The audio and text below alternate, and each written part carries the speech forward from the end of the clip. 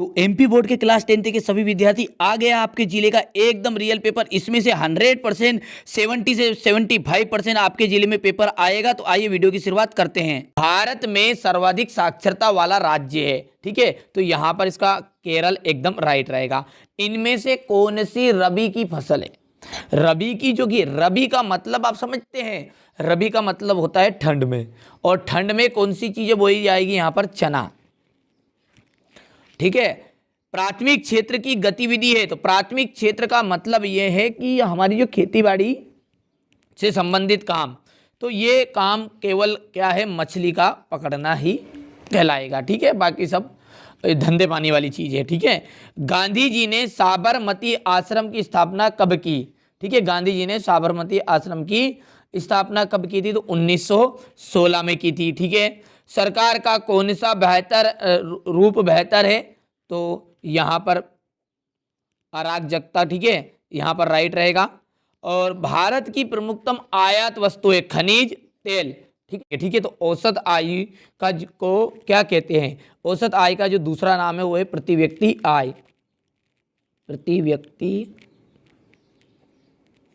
आय।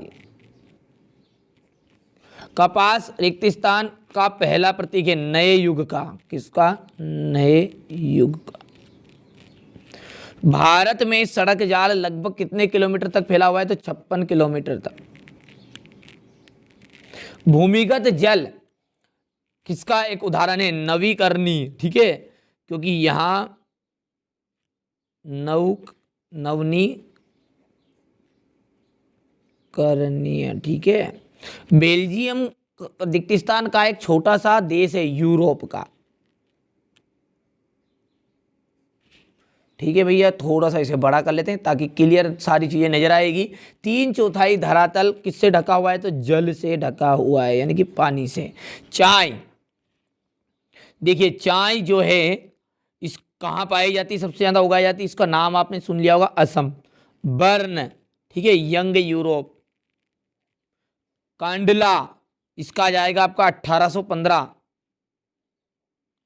Napoleon की जो हार है वहां हुई थी, ठीक है, नेपोलियन की हार हुई थी, देखिए 1815 में।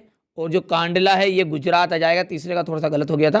और कपास, कपास सबसे ज्यादा पाया जाता है महाराष्ट्र में, तो यहाँ पर ये 5वां हो गया। और अंतिम जो बचा है 1929, ये महामंदी का दौर था, ठीक है। छठा, लॉर्ड बायरन कौन था? तो लॉर्ड बायरन एक अंग्रेज कवि थे। क्या थे? अंग्रेज कवि। बिल्कुल भी आप चिंता मत करिए, मैंने आपको बोल दिया ना, आप अकेले। बेल्जियम की राजधानी बताइए? तो बेल्जियम की राजधानी देखिए ब्रुसेल्स है, ठीक है, ब्रुसेल्स। जीडीपी में सबसे अधिक योगदान किस क्षेत्र का है? तो तृतीय क्षेत्र का।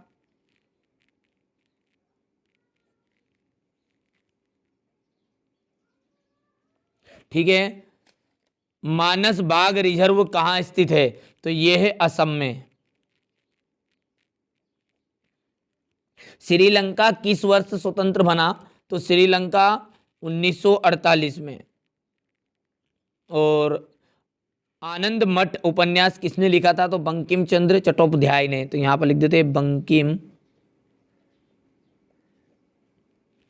चंद्र चट्टोप, सारी चीजें आराम आराम से लिख रहा हूं, ठीक है, चट्टोपाध्याय, ताकि आधे से ज़्यादा चीज़ याद हो जाए, कंप्लीट करने में आपको कोई दिक्कत नहीं है। देखिए हमारा उद्देश्य ये नहीं है कि आपको अच्छे अंक प्राप्त ना होने दे, ठीक है। हमारा उद्देश्य सिर्फ यही है कि आपको सहारा लगाएं, ताकि जो बच्चे पढ़ने वाले हैं उन्हें और थोड़ा सा सहारा मिल जाए तो वो आगे बढ़ जाएंगे, ठीक है। यही हमारा उद्देश्य है, ठीक है। मेहनत तो आपको करनी है, पर मेहनत को किस दिशा में मत करना है, सही तरीके से करना, वो मैं आपको बताऊंगा। चिंता बिल्कुल भी मत करिए। समाज विज्ञान के पेपर के बाद तुरंत क्लासेस चालू हो जाएगी आपकी, ठीक है। एक दिन का आपको रेस्ट है, अच्छे से कंप्लीट कर लीजिएगा सारी चीज़ें, जो आपको जो एंजॉय करना है कर लीजिएगा। फिर उसके बाद हम वार्षिक परीक्षा की तैयारी में लग जाएंगे, ठीक है।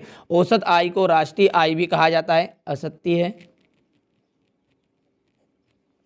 1913 से 1918 के बीच कीमतें अधिक रह गई थी, ठीक है, तो यहाँ पर गिरी हुई थी क्योंकि महामंदी का दौर था यहाँ पर, तो असत्य हो गया।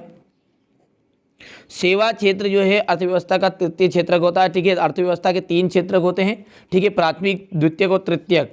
जो तृतीय क्रियाकलाप वाला क्षेत्र रहता है वह सेवा क्षेत्र ही कहलाता है। तो ये आपकी एकदम राइट बात हो गई है। सार्वजनिक क्षेत्र के उद्योग जैसे रिलायंस, टिस्को है, ठीक है, तो यहाँ पर ये बात आपकी असत्य है। किसी अर्थव्यवस्था के को 4 क्षेत्रों में बांटा जाता है, तो किसी अर्थव्यवस्था के को 4 क्षेत्रों में नहीं बांटा जा सकता। मैंने अभी तो बताया था 3 क्षेत्र है उसके, तो ये बात आपकी असत्य रहेगी, ठीक है। और कृषि तथा उद्योग एक दूसरे के पूरक है, हाँ, ठीक है। एक प्रश्न भी है कि कृषि और उद्योग दोनों साथ साथ बढ़ते हैं, इसका समझाइए, ठीक है। अब देखिए क्वेश्चन नंबर 6 में देखिए संयुक्त उद्योग से आप क्या समझते हैं। अगले वीडियो में पूरे क्वेश्चनों का सॉल्यूशन दूंगा, कोई दिक्कत नहीं। क्वेश्चन नंबर 6 से लगा क्वेश्चन नंबर 23 तक, पर अभी तक जितने प्रश्न आप कवर कर पाते हैं कर लीजिए। थोड़ा एक बार प्रश्न पेपर को देख लीजिए कि इस तरह का आपका पेपर आएगा। बिल्कुल भी चिंता मत करिए आप तो, ठीक है, मैं हूं जब तक कोई चिंता करने की जरूरत आपको बिल्कुल भी नहीं है, ठीक है। वैश्वीकरण से किस उपभोक्ता वर्ग को अधिक लाभ हुआ। पंचांग से क्या आशय, वेलम क्या है, गुटेनबर्ग कौन था, मुद्रण क्रांति में उसका योगदान बताइए, विनिर्माण क्या है, संयुक्त उद्योग से आप क्या समझते हैं। 3 राज्यों के नाम बताइए जहां काली मृदा पाई जाती है। इस पर मुख्य रूप से 3 कौन सी फसलें उगाई जाती है। बांगर क्या है, भारत में उगाई जाने वाली मुख्य रेशेदार फसलें कौन कौन सी है। रबी तथा खरीफ की फसलों के नाम। प्राथमिक, द्वितीयक और तृतीयक क्षेत्र का एक एक उदाहरण दीजिए। सेवा क्षेत्र क्या है, जूट को सुनहरा रेशा क्यों कहते हैं, नगद व व्यापारिक फसलों से क्या आशय, कारण ला क्या था, द्वितीय विश्व युद्ध में मित्र राष्ट्र तथा धुरी शक्तियों कौन कौन सी थी, जमशेदजी जीजी भैया कौन थे, सतत पोषणी विकास से क्या आशय है, जलोढ़ एवं काली मिट्टी में अंतर, जैव विविधता क्या है, यह मानव जीवन के लिए क्यों महत्वपूर्ण है, वन पर्यावरण का एक महत्वपूर्ण अंग है, इस कथन की स्पष्ट कीजिए। मुद्रा के 3 कार्यों की व्याख्या। एटीएम क्या है, एकात्मक शासन के दोष, संघीय व्यवस्था की 3 विशेषताएं बताइए। परंपरागत तथा गैर परंपरागत ऊर्जा के साधन बताइए। भारत के जो लोग हैं रोलेट एक्ट का विरोध में क्यों थे। दल व्यवस्था क्या है उसका महत्व बताना है। भारत में खनिज संसाधनों के संरक्षण के उपाय लिखिए। जलियांवाला बाग हत्याकांड पर टिप्पणी।